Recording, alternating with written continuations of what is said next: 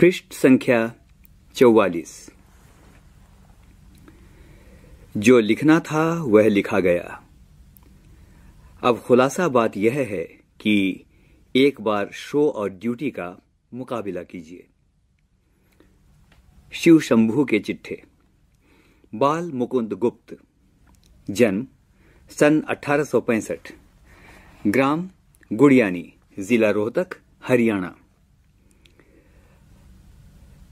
प्रमुख संपादन अखबार ए चुनार, हिंदुस्तान हिंदी, बंगवासी, भारत मित्र आदि।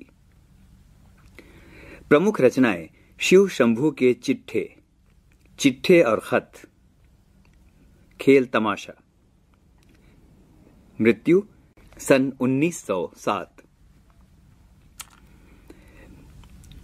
गुप्त जी की आरंभिक शिक्षा उर्दू में हुई। बाद में उन्होंने हिंदी सीखी। विधिवत शिक्षा मिडिल तक प्राप्त की, मगर स्वाध्याय से काफी ज्ञान अर्जित किया। वे खड़ी बोली और आधुनिक हिंदी साहित्य को स्थापित करने वाले लेखकों में से एक थे। उन्हें भारतेंदु युग और द्विवेदी युग के बीच की कड़ी के रूप में देखा जाता है। बाल मुकुंद गुप्त राष्ट्रीय नवजागरण के सक्रिय पत्रकार थे। उस दौर के अन्य पत्रकारों की तरह वे साहित्य सृजन में भी सक्रिय रहे। पत्रकारिता उनके लिए स्वाधीनता संग्राम का हथियार थी। यही कारण है कि उनके लेखन में निर्भीकता पूरी तरह मौजूद है। साथ ही उसमें व्यंग्य विनोद का भी पुट दिखाई पड़ता है। उन्होंने बांग्ला और संस्कृत की कुछ रचनाओं के अनुवाद भी किए। वे शब्दों के अद्भुत पारखी थे। अनस्थिरता शब्द की शुद्धता को लेकर उन्होंने महावीर प्रसाद द्विवेदी से लंबी बहस की। इस तरह के अन्य अनेक शब्दों पर उन्होंने बहस चलाई। पृष्ठ संख्या 45।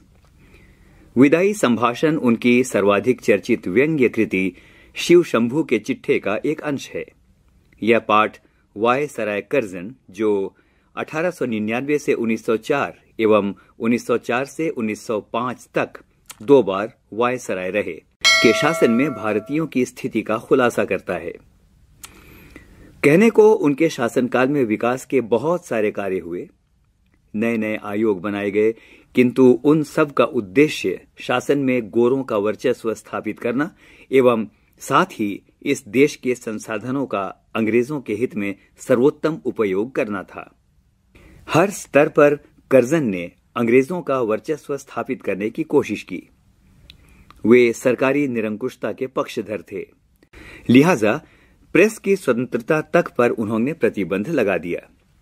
अंततः काउंसिल में मनपसंद अंग्रेज सदस्य नियुक्त करवाने के मुद्दे पर उन्हें देश विदेश दोनों जगहों पर नीचा देखना पड़ा। क्षुब्ध होकर उन्होंने इस्तीफा दे दिया और वापस इंग्लैंड चले गए। पाठ में भारतीयों की बेबसी, दुख एवं लाचारी को व्यंग्यात्मक ढंग से लॉर्ड कर्जन की लाचारी से जोड़ने की कोशिश की गई है।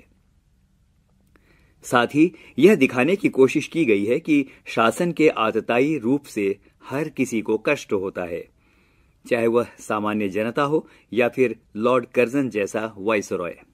यह उस समय लिखा गया गद्य का नमूना है जब प्रेस पर पाबंदी का दौर चल रहा था।